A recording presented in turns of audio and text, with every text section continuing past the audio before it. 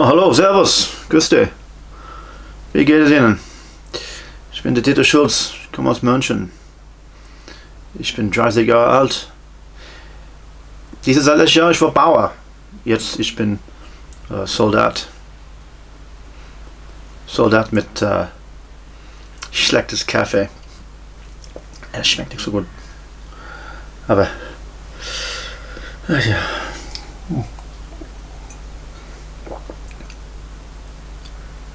Ah, Sie sprechen kein Deutsch. English, vielleicht. English, yes, you speak English. I speak English very good too. I'm best English. Sometimes I have the prisoners from England or Scotland and Wales and Ireland too, and I have to make speak with them. So I speak very good English, best English. Yeah, so I say, my name is Dieter Schultze. I'm from Munich, in Bavaria. Not like those Prussians. We're down here in the south. We are good Catholic boys. So I'm from Munich, and this time last year, so in 1917, I was a farmer. But then I get drafted. I get called up to the army. So here I am now in France, in the army, drinking my bad coffee. I say bad coffee. It's not really coffee. It's made of acorns. That's right, acorns. That's from the tree. Right now we have some really bad problems with supplies. The food gets worse every week. Yeah. So, bad coffee, bad food, bad weather. It's such is the life of the soldier, huh? So, anyway, I finished this now. Thankfully, it wasn't so good. But hold on there, my friends. So yeah, I am the son of a farmer. I was a farmer. And my brother, Robert, he volunteered for the army in 1914.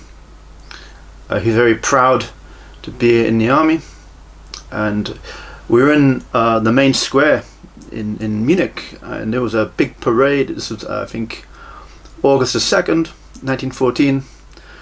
There's a big parade. All the women there were giving the men kisses, give them flowers. There's a band playing. My word, we were so happy. We were so proud. And we thought the war would be an easy win for Germany and Bavaria too, of course. But it wasn't to be. Yeah, my brother, bless him, he is no longer with us.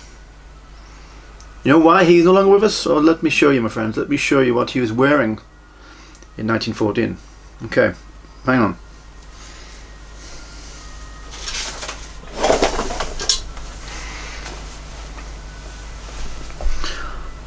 So, in 1914, when he has just joined the army, he's wearing a helmet like this.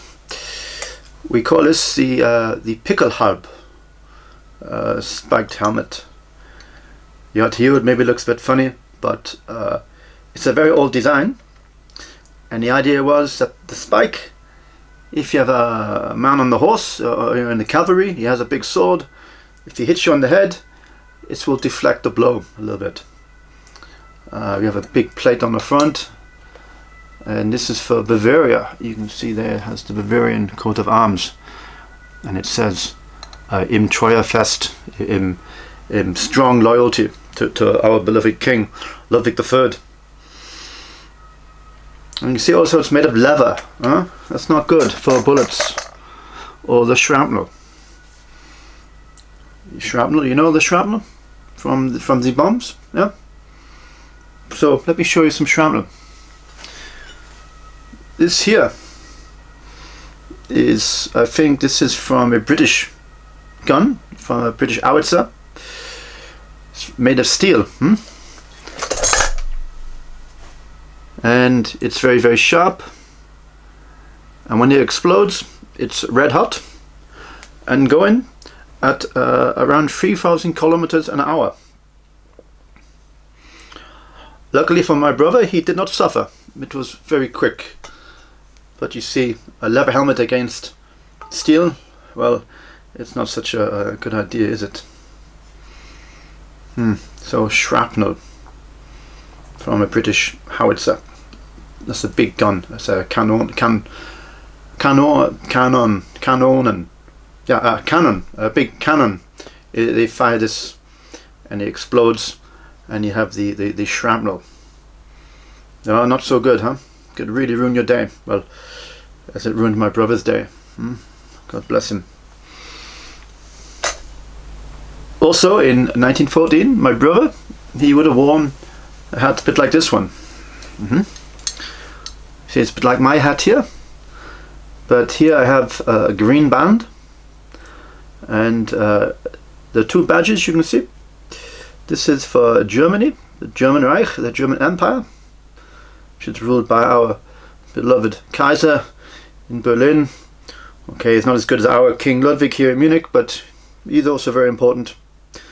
So this is Germany, and this is Bavaria. It's the blue and white, the Blau-Weiß. They say it is the blue sky and the white clouds. And this one here, from 1914, well, you can maybe see it's a different, yeah. So you have Germany here, the German Reich, Deutsches Reich, and we have Schwarz-Weiß, black and white. This is for Prussia, for the Northerners, huh? The Northerners, huh? Not like here in Bavaria. So yeah, my brother would have had one of these, but with a different badge. He would have had the Bavarian badge. Let me show you. Yeah. Yeah, you see.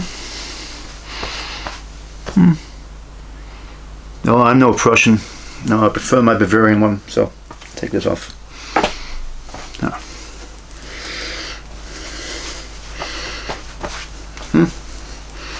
No. Okay. So my friends, tonight we have a mission. We have to go over the lines, and my job, I'm called a Stormtooper. Yeah. And my job tonight with my little platoon is to capture, ideally some of these English Tommies, these British Tommies. Ideally we want an officer so we can interrogate them. In a few days time we have, well, I can't really say too much, it's a state secret, streng geheim, but we have an offensive coming up, a big offensive, a große Schlacht, and we need intelligence. We need to find out who is in front of us. So tonight that's our job, to go and get some Tommies to interrogate. We'll teach John Bull and Tommy a lesson. We're coming for you. Okay, right now though, I need to get into my uniform, and I can't really fight like this, huh? I mean, my white shirt and my dog tag, and I have also a little badge there from my mother. It's a little Edelweiss. Yeah? So I can't fight like this. I need to get my uniform on, and so I'll get that on in a moment, and I'll speak to you then. Okay, my friends. Well, I think you're my friends, huh? Okay. I'll speak to you very soon.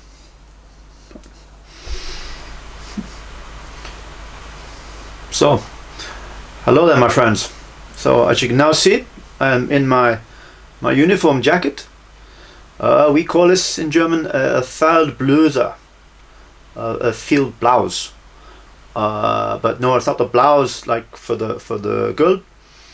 No, this is made of wool. It's quite warm, and so this is what we wear for uniform. This is our tunic, and you can see I have on the collar this blue and white like a lace, blue white like on my hat. This is Bavaria, and on my shoulder I have my number, my regiment number, and I also have this here, this ribbon, this black and white ribbon. We know that black and white the colors are for Prussia, like on the hat we saw earlier. And this ribbon is for what we call in German the Eiserner Kreuz zweiter Klasse. The Eiserner Kreuz is the Iron Cross, the medal, like this one here. The Eiserner Kreuz. And the Eiserner Kreuz, there are two classes. The second class is what I wear here. You only wear the medal the day you get it. The rest of the time you just wear the ribbon. And there's also the first class. I don't have that. Maybe one day, huh? But I got this second class about 6 months ago. I get this. I captured 5 Frenchies with my pistol. I say, hey, Frenchies, hand hoch, hands up. And they go, oh, okay, we surrender. So I have the Iron Cross medal for capturing 5 men that day, huh? Anyway. Now, when I put on my uniform recently, just now, I had to use the candle. Use a candle because in my jacket there were a lot of these little bugs. Not a beetle. What's the name in English? Oh, lice. There were these lices. Lices. Lice. There were many lice. And lice, if they bite you, well, you get sick. You get a very nasty disease. It's called typhus. Typhus in English, huh? Typhus. And this can kill you. And you don't want that. No. So to get rid of the lice, you get a candle, and you go up and down the seams. They like the seams in your uniform. It's nice and warm in there. And so you kill the lice with the flames, and then your jacket is good to wear. Another way you can get rid of the lice, now it maybe sounds a bit silly, but you bury your jacket in the dirt. Okay, not the mud. You don't want a muddy jacket, huh? But you bury the jacket in the dirt, and you have maybe the collar here sticking out of the dirt, sticking up. And the lice, they don't like being in the dirt, so they come out almost like ants in a line. They come out and they march through the dirt onto the collar, huh? To get out of the dirt. And that's when you get them with your cigarette, or maybe with the candle. That will teach them, huh? Lice, yes. But it's not just lice we have to worry about here. Also, we have a real problem with the rats. Now, the reason we have so many rats here, well, if you look across no man's land, it's terrible. There are so many bodies here which are unburied.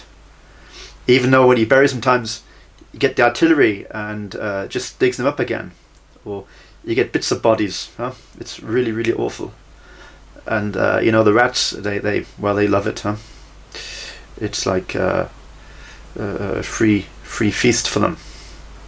Some of these rats, they're huge. So sometimes we have a competition. We get like a club, and we see who can kill the most rats, or the biggest rats, huh? Yeah, some are the biggest cats. Cats, biggest cats, some of these, no? Or as big as a small dog. Yeah, you get a small dog, size of a cat. So, yeah, big rats anyway, big rats. Anyway. So we have lice, we have rats. Another problem is with the feet. We have this thing here called the trench foot. Yeah, Rabenfuss. And this is a very nasty kind of infection. Happens when you're in the water or the damp for too long, you know, horrible. And so here, once a week, we get an inspection by the head doctor, the Oberarzt, Oberarzt Müller. He's a good man, good doctor, and also the Spitz, the Spitz. I think you'd say in English, Sergeant Major. Yeah, Sergeant Major von Sturm, his name is. And he comes along with the doctor, and they check your feet. And it's not a very nice job, but they get paid more than I do, so they can maybe put up some smelly feet, huh? Yeah. But anyway, my friend, right now I have my tunic on. I'm gonna put on my equipment now, and I'm gonna check my guns for this patrol tonight, where we're gonna go out and hopefully capture some of these Tommy, ideally a Tommy officer, but we see.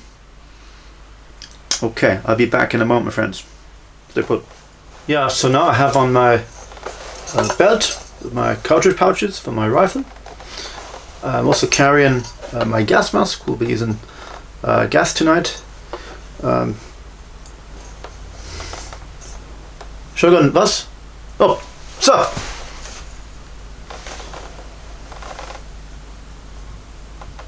Yes, sir. I'll shave straight away, sir.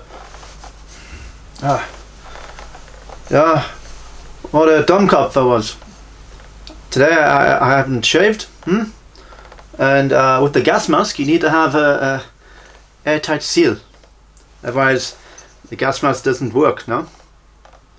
And right now, Lieutenant Schmidt, he just told me to get a shave, so I better go and do what the lieutenant says. Lieutenant Schmidt. Yes. So, okay, be back. Really, very quick. Now, yeah. So, silly me, I forgot to get a shave, huh? And right now, the lieutenant, he just told me off for that, huh? The reason you need a shave is that for the gas mask, it needs to be a very, very tight fit. If it's not perfectly tight, maybe the gas can get in.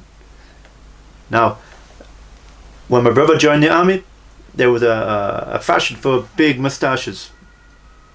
Yeah, like the Emperor Franz Ferdinand, which is why we're in this war in the first place, huh? When you get shot. But now the mustaches are often a lot smaller, huh? Because with the gas mask, you need to have this very tight fit. But let me show you. I'll take off my Stellhelm. And with the gas mask, you put the chin in first, and then the straps on the head.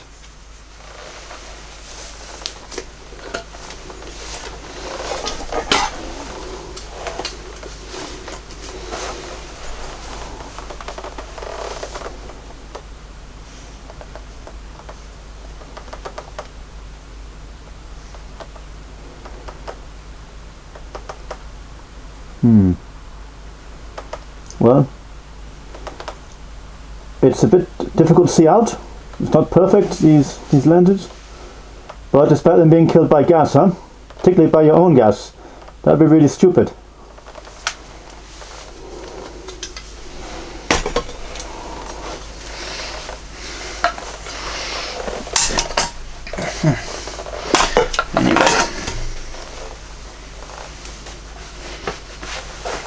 So, I have my steel helmet, what we call a Stellhelm. Stahl is steel, helm is helmet. And these came out in 1916. They replaced the spiked helmet, the Pickelhaube.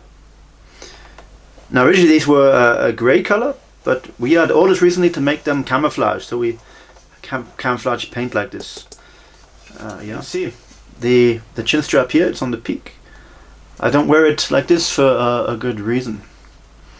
We had a good comrade, a comrade from ours, Johann Henschel. And Johann, he was blown away by a shell. The shell landed and the blast wave threw him into the mud, into a shell hole. All you could see was his legs and his feet like that. So we grabbed him by the feet to pull him out. But what we didn't know was that when we pull him out, the mud was so thick, the chin strap was choking him like this. And when we get out of the dirt, out of the mud, it was too late. We were not to know this, huh? And so, me personally, when I wear my helmet, I have the strap like this on the peak, like that. Okay. So, I have my gas mask, I have my helmet, have my pouches for my rifle. A rifle, huh? You want to see my rifle, don't you? Let me show you my rifle.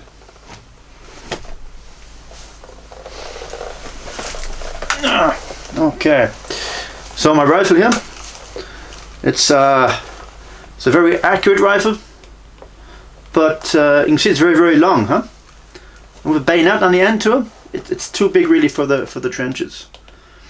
This is fine if you want to shoot a long distance, but in the space of a trench, it's a little bit too long. And I have to take it. It's my primary weapon, but I will also be taking a pistol. Let me show you the pistol I'll be using. So, this is the Mauser Pistola. It's known as the Mauser C96. It came out in 1896, and you have this wooden stock here, and you have the magazine, and well, this is semi-automatic, so you just pull the trigger, pull the trigger, pull the trigger. I'll show you.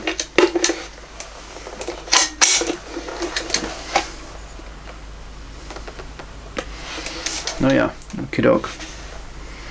Now, sometimes I use another pistol. Let me show you the one I use sometimes. Okay, this is what we call the Luger pistol, or to give the real name, the German name, the Pistola 08. 08 means 08.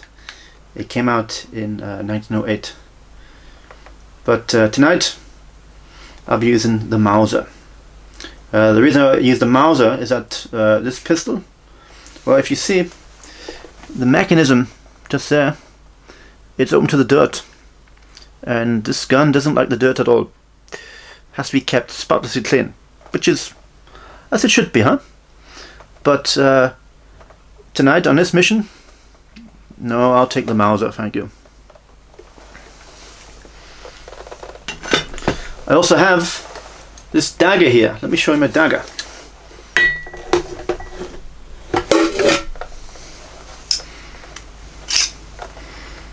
Yeah. So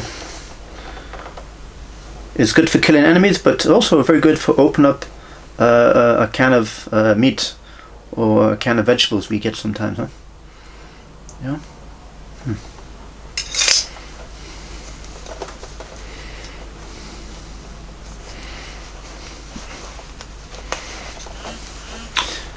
I also have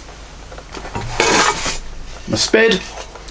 This is not for digging holes, well, not really tonight. This is also a backup weapon. It's quiet, it's silent. You can use it like that, or maybe like that. Yeah. And I also have, of course, hand grenades. Hand grenades here in the trenches, they are a really important weapon. Let me show you the one. So we have here what they call in German the Stielhandgranate, or the English call it the stick grenade, or the potato masher. It looks like the thing you use for making the potatoes. What I would give right now for some potatoes like my mother makes, huh? Oh, wunderbar. Maybe next year when we have won the war, because I'm very, very confident this year, 1918, will be the year of destiny. Today, this one patrol, tomorrow, the entire Western Front. But first of all, we need to get this night over with. So I have this grenade, and the way you operate it, you unscrew this cap here,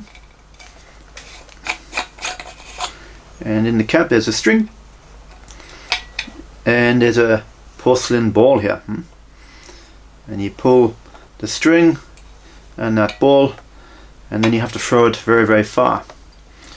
I'm not going to pull the string right now because I'm not silly. You don't get to be a Gefreiter by blowing yourself up your own hand grenade, do you?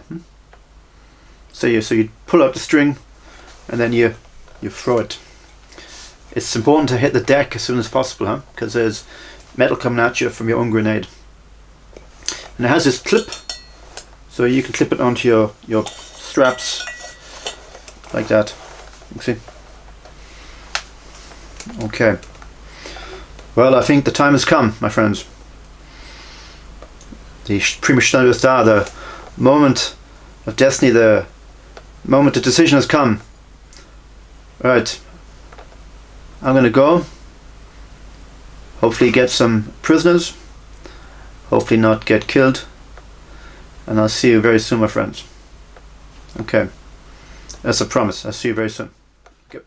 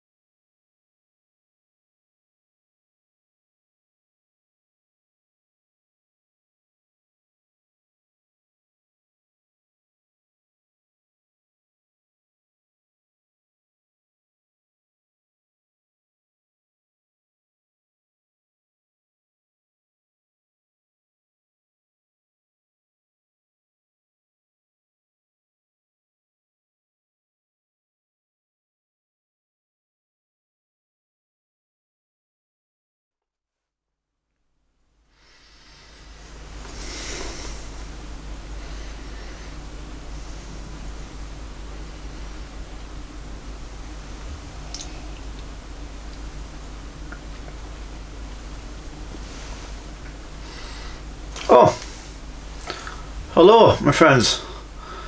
How are you? It must be what now? 3 weeks, maybe a month since I saw you last. Well, a lot had happened, huh? So, on that patrol, it was a success. We took 3 prisoners. It was a private soldier, a sergeant, and a captain. And they were from a Welsh regiment, the Welsh Fusiliers. It's important to know about the enemy, huh? We know they were Welsh because, well, it was on the uniform, huh? This is a hat I captured, huh, from one of the guys. And it says here, Welsh on the badge, huh? Funny people, the Welsh. Funny language. blah blah blah blah. It's not English. Anyway, my grandmother says that self-praise is no praise, but I'm not my grandmother, huh? So, you see, I have 2 new badges, huh? And that night, I was injured by a little bit of shrapnel. It was in my back. And, well, who was it who captured the officer? Yours truly, huh? So for this, they gave me the Iron Cross First Class. Yeah. So now, when I go into a restaurant, when I was on sick leave, I went to a restaurant back home, and they were full. They had no space. Well, there wasn't much food to be had anyway. But they were kind of full, huh? I think people were just drinking the schnapps there. And they see the medal, and they go, oh, space, space, space. We have space for you, sir. Please take a seat. Well, that was last week. This week,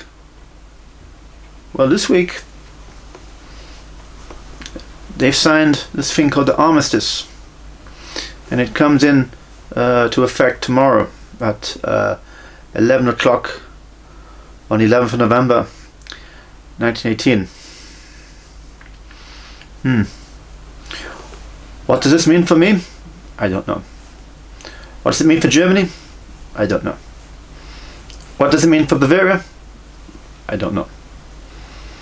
I'm uncertain about the future ahead of us. But I'll go home, back to Bavaria, hopefully back to my farm. But we see, huh? Fate often has the habit of not doing as you'd like it to. So, I'm going to finish my bad coffee, clean my guns, and then wait for the orders. Hopefully, back to Germany.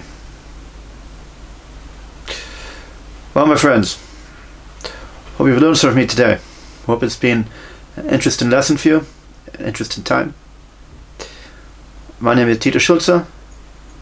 I was a farmer, then became a soldier. Hope to once again be a farmer, huh? Back in Bavaria, back in Munich. Okay. Perhaps when you're in Munich sometime, huh? Stop by and say hello. Maybe I'll give you some of my mother's mashed potato. If you're good. Good. Tschüss, Kamerad. Tschüss. Ciao, ciao.